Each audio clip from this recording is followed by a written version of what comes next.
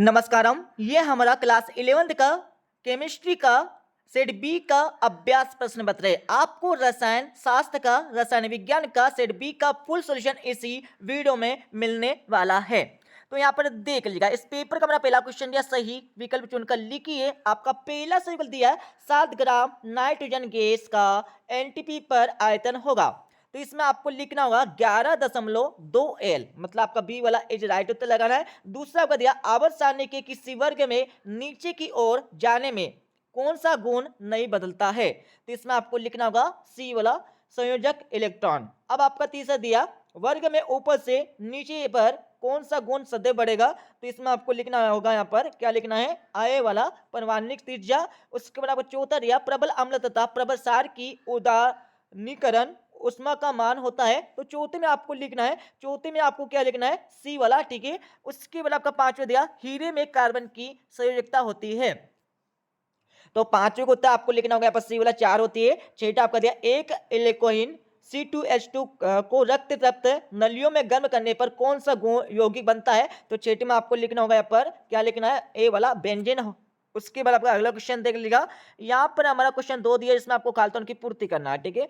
तो आपका पहला यहाँ पर खाल्टन दिया, तो पहले का आंसर मैं बता देता हूँ।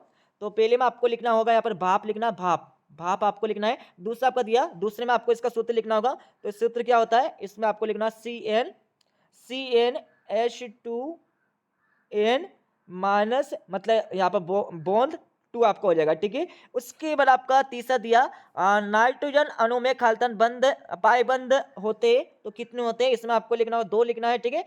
तीसरे खाल्टन में आपको 2 लिखना होगा। अब आपका चौथा खाल्टन दिया बर्फ के जल में पिघलने पर एंट्रोपी खाल्टन है। तो चौथे में आपको लिखना होगा, यहाँ पर चौथे में क्या लिखना है, धनात्मक, धनात्मक आपको लिखना होगा, धनात्मक लिख लीजिएगा, धनात्मक।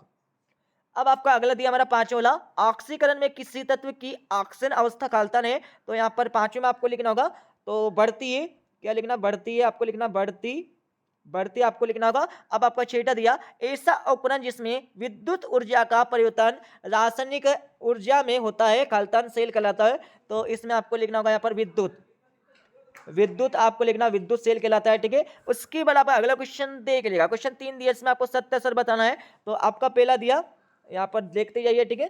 पहला हो जाएगा आपका असत्य हो जाएगा बिल्कुल, दूसरा हो जाएगा आपका सत्य हो जाएगा, ठीक है।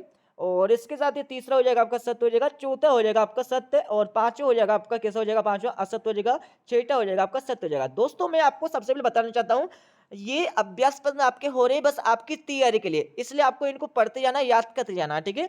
लिखने से फायदा नहीं है कुछ भी, बस आप अच्छे से याद करते जाइए, ठीक है। उसके बाद अब अगला क्वेश्चन दिया हमारा क्वेश्चन 4, जिसमें आपको सही जोड़ी का मिलान करना है। तो यहाँ पर सही जोड़ का मिलान कर लीजिए। पहले में आपको लिखना होगा, क्या लिखना है, पहले में आपको लिखना होगा यहाँ पर स्थायी प्रभाव, और सॉरी मतलब पहले में आपको अस्थायी प्रभाव लिखना है। दूसरे में आपको लिखना होगा असमित, असमित आपको लिखना है, ठीक है। और तीसरे में आपको लिखना होगा यहाँ पर स्थायी प्रभाव और पीएच स्केल। तो इसमें आपको लिखना होगा यहाँ पर क्या लिखना है, पीएच स्केल में दुर्लभ विद्युत अपघट्य।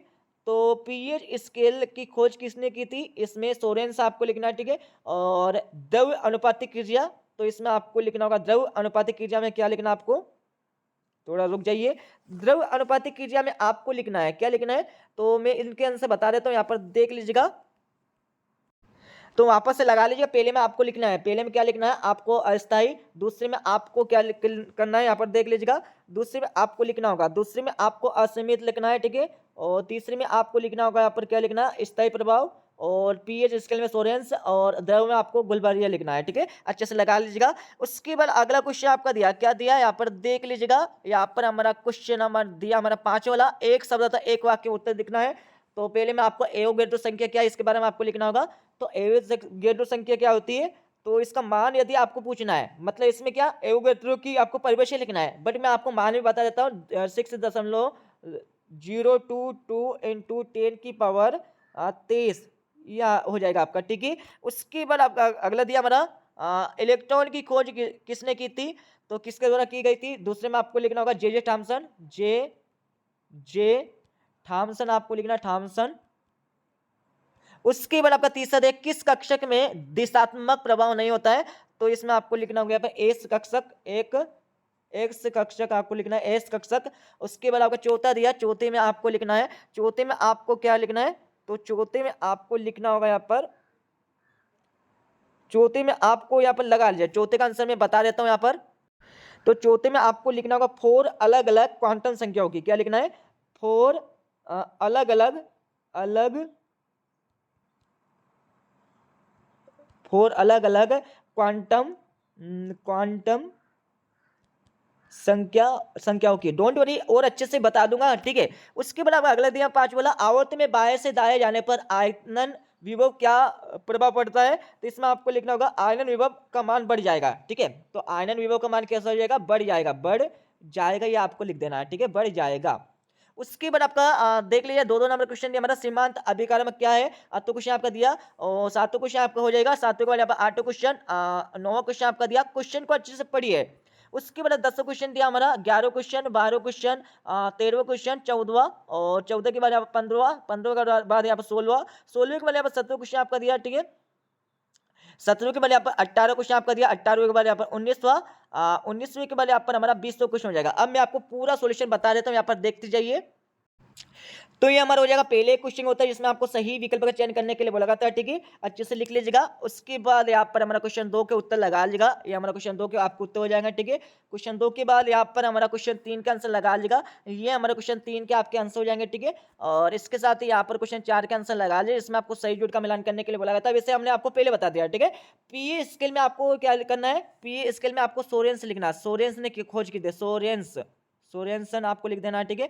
उसके बाद आपका अगला दिया हमारा, देख ले 5वां में आपको एक शब्द था, एक वाक्य में उत्तर लिखना था, इसका उत्तर आपको दिया, अच्छे से लिख लीजिएगा, ठीक है। उसके बाद आपका अगला देख लीजिए, यहाँ पर हमारा छठे क्वेश्चन का उत्तर हो जाएगा आपका, छठे के बाद ये हमारा छठे का उत्तर हो जाएगा, ठीक है। छठे के बाद यहाँ पर हमारा 7वें क्वेश्चन उत्तर आपको दिया, 7वें के बाद यहाँ पर हमारा 8वें क्वेश्चन उत्तर आपको हो जाएगा, ठीक है। 8वें के बाद यहाँ पर हमारा 9वें क्वेश्चन उत्तर आपको दिया, 9वें के बाद यहाँ पर हमारा 10वें क्वेश्चन उत्तर आपको दिया, 10वें के बाद यहाँ पर हमारा 11वें क्वेश्चन उत्तर दिया, ठीक है। 11वें के बाद यहाँ पर 12वें क्वेश्चन उत्तर हो जाएगा, 12वें के बाद यहाँ पर 13वें क्वेश्चन उत्तर आपको दिया, 13वें के बाद यहाँ पर 14 का आंसर आपको दिया, ठीक है। और ये हमारा 15वें क्वेश्चन का उत्तर दिया, थोड़ा जूम करेंगे ताकि आपको अच्छे से दिखाई दे। यहाँ पर देख लीजिएगा 15वें क्वेश्चन का आपको 8वें वाला का पूरा उत्तर यहाँ पर देखने को मिल जाएगा, ठीक है।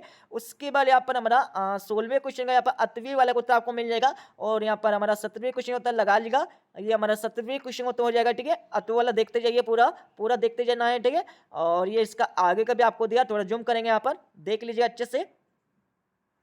उसके बाद यहाँ पर हमारा हो जाएगा यहाँ पर 18वें क्वेश्चन का यहाँ पर 8वीं वाला का उत्तर, और ये हमारा हो जाएगा यहाँ पर 19वें क्वेश्चन का आपको पर 8वीं वाले का उत्तर देखने को मिल जाएगा, ठीक है। और इसके साथ ही यहाँ पर हमारा 20वें क्वेश्चन का उत्तर आपको दिया, पूरा सोल्यूशन हमने आपको बता दिया, अच्छे से लिख लीजिएगा, याद कर लीजिएगा, ठीक है। तो मिलता है अगले वीडियो में, जब जय हिंद, वंदे मातरम।